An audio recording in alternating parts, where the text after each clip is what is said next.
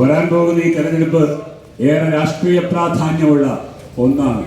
നമ്മുടെ ഇവിടെ മത്സരിക്കുന്ന ഗീത ഗോപി വെറുതെ വിജയിച്ചാൽ പോരാ, അവരുടെ ഭൂരിപക്ഷം പരമാവധി വർദ്ധിപ്പിക്കുന്നതിന് വേണ്ടി ഇനിയുള്ള ദിവസങ്ങളിൽ സമരസജ്ജരായി മുഴുവൻ പേരും രംഗത്തിറങ്ങണമെന്ന് അഭ്യർത്ഥിക്കുന്നു. തീർച്ചയായും ഇത് അതിശക്തമായ അതിജീവനത്തിന്റെ സമരം തന്നെയാണ്. കേരളം എന്നീ പച്ചത്തുരുത്ത് ഇതുപോലെ തുടരണോ വേണ്ടയോ എന്ന് നിശ്ചയിക്കുന്ന ഒന്നാണ്.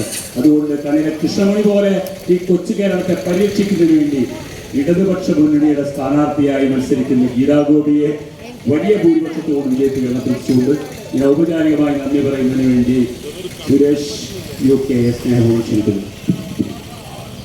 പ്രിയ സഖാക്കളെ, പുരോഗമന കലാസാഹിത്യ സംഘം തൃശൂർ ജില്ലാ കമ്മിറ്റി തൃശൂർ ജില്ലയിലെ എല്ലാ നിയോജകമണ്ഡലങ്ങളിലും കലാജാഥയുമായി പര്യടനം നടത്തുകയാണ്.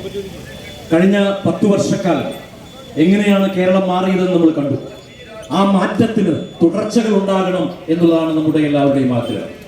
ഒരു കാരണവശാലും കേരളത്തിന്റെ മുന്നോട്ടുള്ള കുതിപ്പിന് ഒരു തടസ്സവും ഉണ്ടാകരുത് എന്നുള്ളതാണ്. ഇനിയുള്ള നാളുകൾ നേട്ടങ്ങളുടേതാണ്.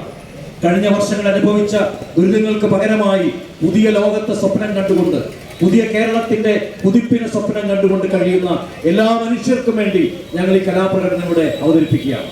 ഇതൊരു തിരിച്ചറിവിന്റെ ഇടമാണ്. ഇവിടെ നിന്ന് തിരിച്ചറിഞ്ഞുകൊണ്ട് നമ്മൾ നമ്മുടെ സമ്മതിദാനാവകാശം, ഏതൊരു പൗരന്റെയും ഏറ്റവും വലിയ ആയുധം എന്ന് പറയുന്നത് അവരുടെ വോട്ടവകാശമാണ്. നിങ്ങളുടെ വോട്ടവകാശം യുക്തിചിന്തയോടുകൂടി, സ്വബോധത്തോടുകൂടി, യാതൊരു തരത്തിലുള്ള പ്രലോഭനങ്ങൾക്കും വശംവദരാവാതെ മനുഷ്യപക്ഷത്ത് നിന്നുകൊണ്ട് ചെയ്യണമെന്ന് ഞങ്ങൾ അഭ്യർത്ഥിക്കുകയാണ്. അതുകൊണ്ട് ഇടതുപക്ഷ ജനാധിപത്യ മുന്നണി സ്ഥാനാർത്ഥികളെ വമ്പിച്ച ഭൂരിപക്ഷത്തോടുകൂടി വിജയിപ്പിച്ച് വീണ്ടും കേരളത്തിന്റെ കുതിപ്പിനെ മുന്നിലേക്ക് നയിക്കാൻ അഭ്യർത്ഥിക്കുന്നു. ഇവിടെ ഇതിനുള്ള സൗകര്യം ഒരുക്കി തന്ന ചേർപ്പ് പുരോഗമന കലാസാഹിത്യ സംഘത്തിന്റെ മേഖലാ കമ്മിറ്റിയോടും ഈ പരിപാടിയുടെ സംഘാടന സമിതിയുടെ ഭാരവാഹികളോടും അഗൈതവുമായ നന്ദി ഞങ്ങൾ പ്രകാശിപ്പിക്കുന്നു. പ്രിയപ്പെട്ടവരെ, ലാൽ സലാം.